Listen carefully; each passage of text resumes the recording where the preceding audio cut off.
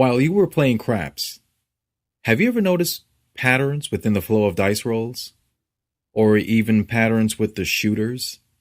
For instance, no one seems to get beyond 1 point, or there's that one player that always seems to hold the dice longer than everyone else and makes more points. Whatever the patterns might be, you picked up on something. I'm here to tell you that your mind isn't playing tricks on you. There are patterns.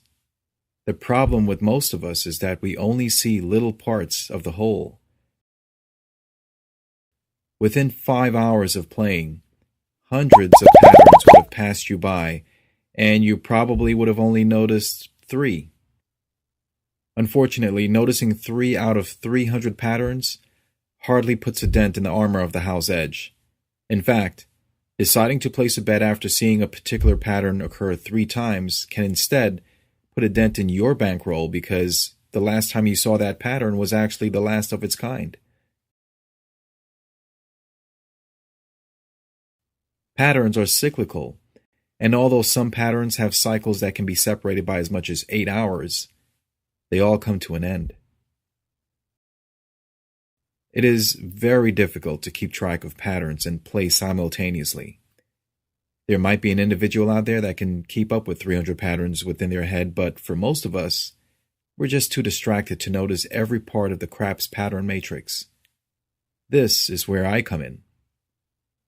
I've been tracking dice rolls for over a decade, and to date, I've recorded close to 150,000 dice rolls, and I've discovered hundreds of patterns. One of the patterns I've paid special attention to is the pattern of shooters. I've named this category of patterns Shoopees. Shoopee is short for a shooter's perspective. Now, let me show you how I track shooters and my method for extracting Shoopee patterns. All right, so here's how we're going to extract those Shoopee patterns. All right, so first, once we approach the table, before we start recording the numbers, you want to wait for a 7. 7 is your starting point. All of this information is actually from a casino, from a visit to Mount Airy Casino. Those guys have been really good to me. Shout out to all the dealers at Mount Airy Casino. Without knowing how long the shooter's been rolling, for all we know, he or she could have been rolling for the past 30 minutes.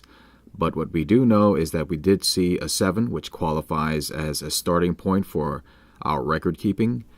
And now we're observing the come out roll for this shooter. There's a 9-7. We're not going to count that as a loss. Although, like if someone started with a 9 and then 7 out, that would be considered a loss. But because we don't know what happened prior to that, this could have been a continuation from another roll. We're not going to count that as a shooter. So we're continuing right now. We've got like a lot of rolls here. Hot shooter. Now that we've 7 out, in blue, you're going to see how they're all connected. And this one is actually a 4-win streak. So we label that 4W. As we continue, we'll fill in all of the shooter performances. So we have 1L, and that's from the 8. That shooter never rolled another 8, so that's a loss. The 7 was 1 win. And I'm guessing that you can kind of see how this is all connected.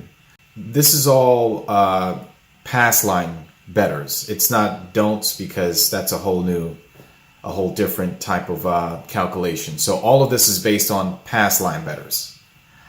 What do we have here? 2-win series.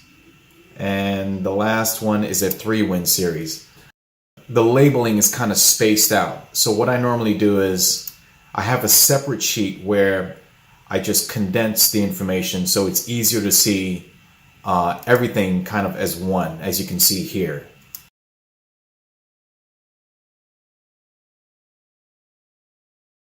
The other thing that I do, even with the shooters, is I track win streaks and loss streaks. And what that means is I track how many consecutive shooters win or have a winning performance, and how many consecutive shooters have a losing performance.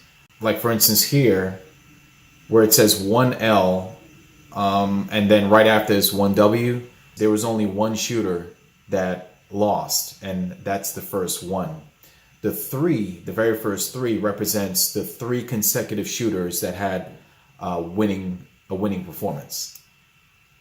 So that's what that sheet does. Now, this information here is a very special, rare roll that happened. This particular shooter rolled, and this was an actual roll, 9 consecutive wins. You can just imagine what that was like. 9 wins is so rare that over 150,000 rolls, it's only happened 6 times. So what I did is I took it a step further and I extracted every single 8-win shooter from all of my roll data. And what I did was I checked to see what the next shooter, what their performance was going to be like, and the next shooter. And I did it for 12 shooters after that event. And what I realized is that there was like a cooling off period after such a hot roll. I took it a step further and I analyzed all of the shooters, all of the losing shooters, the 1-win shooters, 2-win shooters, and so on and so forth. And here's what I came up with. So according to this, if you have a new shooter and they pick up the dice and they roll 8 consecutive wins, no losses, they start off with 8 consecutive wins and then they 7 out. You wait for the next shooter. Now the next shooter has to make a pass, has to win. And after that first win, then and only then, you can execute a don't pass bet.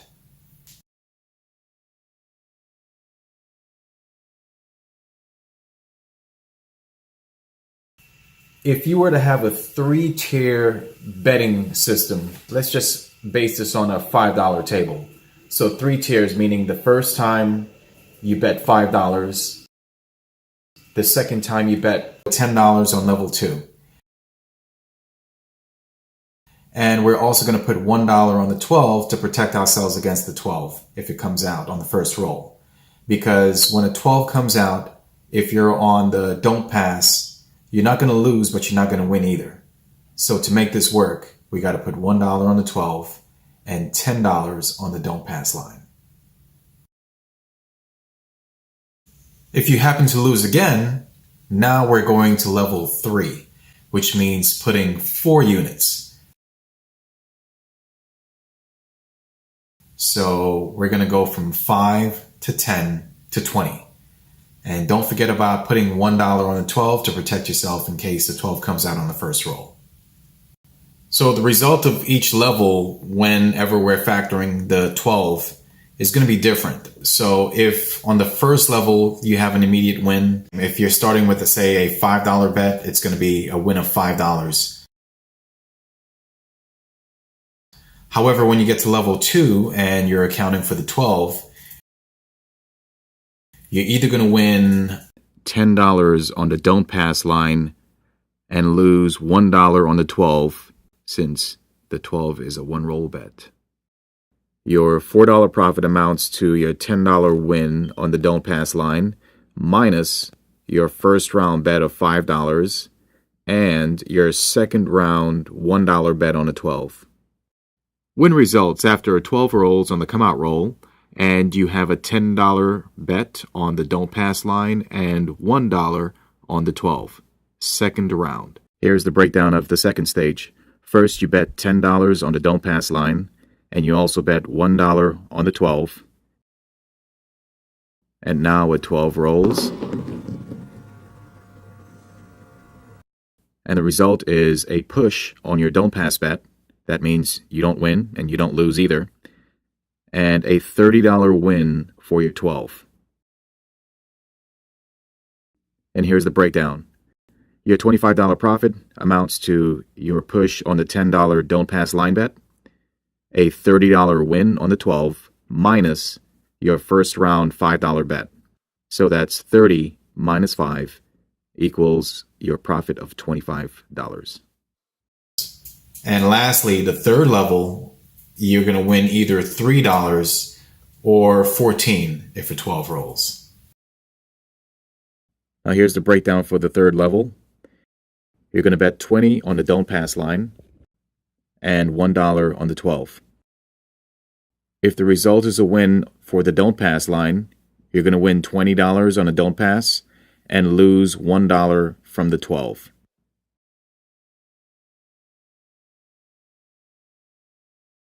Here's a breakdown for the $3 profit that resulted from the third level win on the don't pass line bet.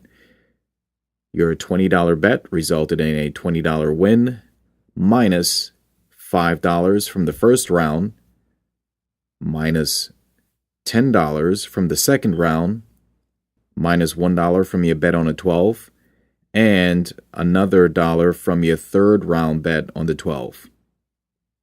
And that will result in your profit of $3.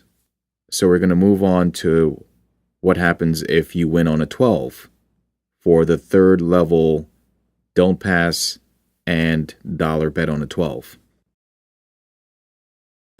A 12 rolls, and you're going to have a push on your don't pass line bet and a win for your dollar on the 12. Here's the breakdown for your $14 profit on the third level bet on the 12. So you're going to push on the $20 don't pass line bet. You're going to win 30 on the 12. And then you're going to subtract your first round $5 loss and your second round $10 loss, plus another dollar for your bet on a 12 in the second round. And after all the math is done, you have a $14 profit. If you don't find any success throughout the 3 levels of this betting structure, you will be down $37. Now, according to this, if you did that, you would have lost only once. And that actually results in a profit.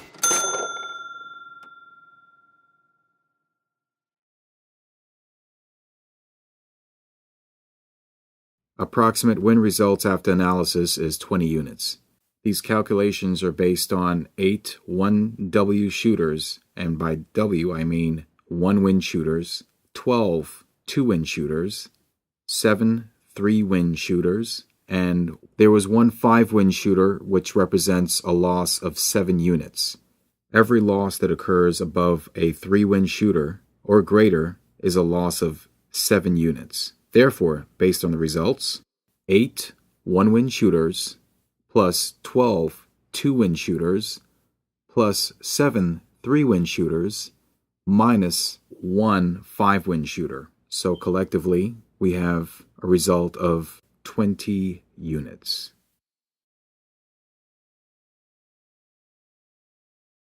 The result of 20 units is an approximation, as it does not account for wins or losses on the 12. Now, the great thing about this is that this betting strategy also works on the second shooter. This is an illustration of how the second shooter relates to the chart. After the target shooter.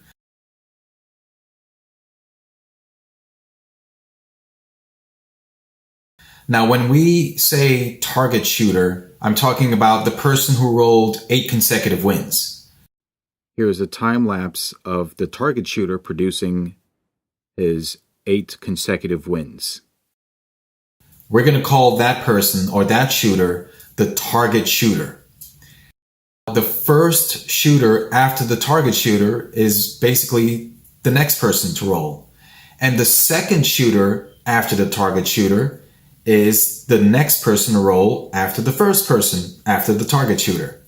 I hope I'm not confusing you. In terms of when you execute the don't pass bet with the second shooter after the target shooter, that happens before the come out roll. So before they pick up the dice, you want to execute a don't pass bet. And then you go through the regular cycle of 3 levels. With the first shooter, as we mentioned before, you actually have to wait till they win once before you start the 3-tier betting system. But with the second shooter, you just do it right out the gate. So according to the data for the second shooter, the outcome is slightly better. So what this shows is that out of 150,000 rolls, 24 times you would have won at the first level, 11 times you would have won at the second level, and 11 more times you would have won at the third level. Every time you lose 7 units. So since twice it resulted in a loss, your total loss in this would have been 14 units. And in the end, your profit would have been 32 units. So not so bad, right? And then beyond that, it just doesn't make any sense. I mean, if you can find a pattern in between all of this data right here, then I would love to hear about it. But this is what I got. If you're intrigued by what you've seen in this video today and you want to learn more about Shoopee patterns, go ahead and visit my website at www.dicecounting.com. Don't forget to subscribe and also order the Shoopee package. And within that package, I'll show you how to track shooters and, more importantly, identify the winning patterns, which according to my historical data offers a higher winning percentage. Well, that's all I got. So until next time, good luck at the tables, and always remember to have fun.